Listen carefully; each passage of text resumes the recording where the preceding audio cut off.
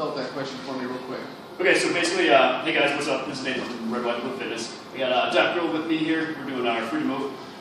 Basically, I want to go over today a little bit on how does rolling, core coordination, stability tie into if you're using the capacity, rotor stability, or that kind of thing.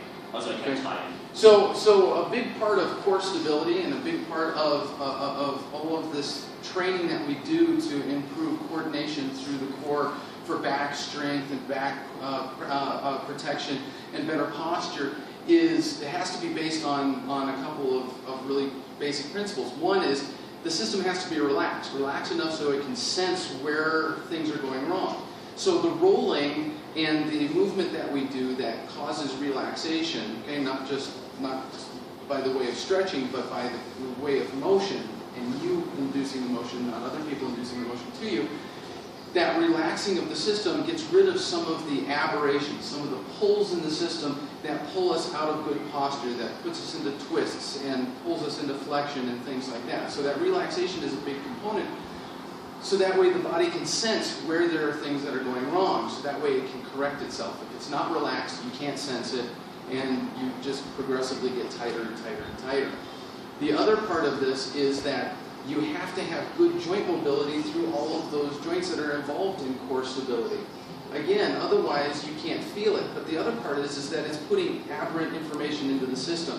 So if there's a joint that's jammed up that you might go see a chiropractor for, that you can release on your own, then that joint's putting good information into the system, and then you know when you need to stretch, when you need to move, or when you need to correct a posture.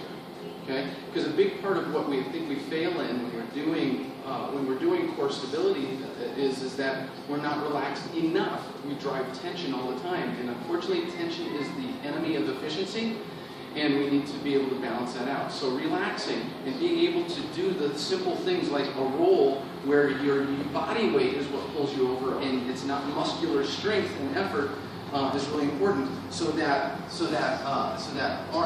knee up, and as you're reaching out, and that little bit of toe pull is what draws his spine. That's good relaxation.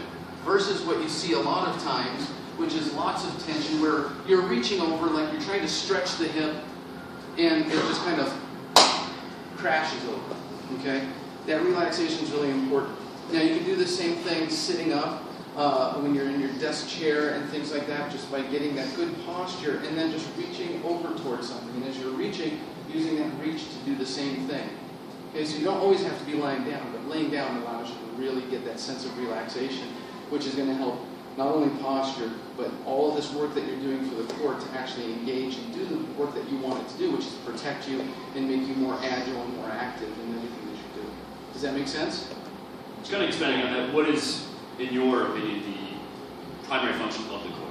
The primary function of the core is to transfer energy that you develop from down here to the arms, so that you can effectively engage the world with your arms. It's a power transfer area. It's not a strength and effort area. It is a way for this foot to put this arm out into space so you can grab your coffee cup, or you can punch, or you can run and do those things. This area is an area of coordination. It's not an area of necessary strength. It's an area to coordinate breathing and movement so that way you can be highly effective, highly mobile, and without the pain and the potential for injury. Does that make sense? Yeah. Cool. You guys got any questions?